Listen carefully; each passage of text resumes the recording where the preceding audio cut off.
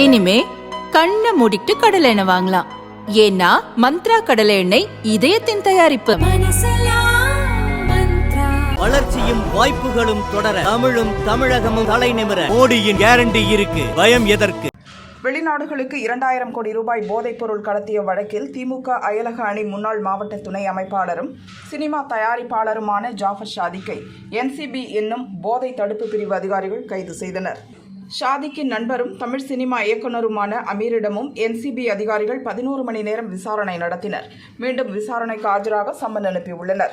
பல கோடி ரூபாய்க்கு சட்டவிரோத பண பரிமாற்றம் நடந்தது உறுதியானதால் அமலாக்கத்துறையும் களமிறங்கியது. ஷாதிக் அமீர் தொடர்புடைய 25க்கும் மேற்பட்ட இடங்களில் அமலாக்கத்துறை அதிகாரிகள் அதிரடியாக ரெய்ட் நடத்தினர்.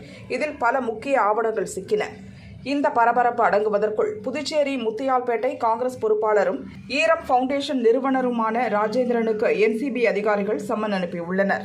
ஏப்ரல் 14, 15ஆம் தேதிகளில் டெல்லி என்சிபி அலுவலகத்தில் ஆஜராக வேண்டும் என்று கூறியுள்ளனர். ஈரம் ராஜேந்திரனுக்கு அறக்கட்டளை நிறுவனர், தொழிலதிபர், சினிமா தயாரிப்பாளர், அரசியல்வாதி என்று பல முகம் உண்டு. பிப்ரவரி மாதத்தில் தான் இவர் காங்கிரஸில் சேர்ந்தார்.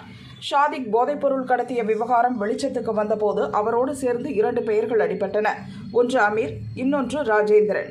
ஷாதிக், அமீருடன் ராஜேந்திரன் இருக்கும் போட்டோ புதுச்சேரி முழுவதும் ட்ரெண்ட் ஆனது. அமீர் தன் மீதான குற்றச்சாட்டை மறுத்தது போல் ஈரம் ராஜேந்திரனும் திட்டவட்டமாக மறுத்தார். நான் 20 ஆண்டுகளாக தொழிற்சாலைகள் நடத்தி வருகிறேன். 2017இல் ஈரம் ஃபவுண்டேஷன் துவக்கினேன். பின்னர் காங்கிரஸில் சேர்ந்தேன். தொடர்ந்து சமூக பணி செய்து வருகிறேன். சினிமா இணை தயாரிப்பாளராகவும் உள்ளேன். எனக்கு அமீர் மட்டும்தான் தெரியும், வேறு யாரையும் தெரியாது. நானும் அமீரும் மாயவலை திரைப்படத்தை தயாரித்திருந்தோம். அந்த படம் தொடர்பான பிரஸ் மீட்டுக்கு அமீரின் நண்பர் ஷாதிக்கும் வந்திருந்தார்.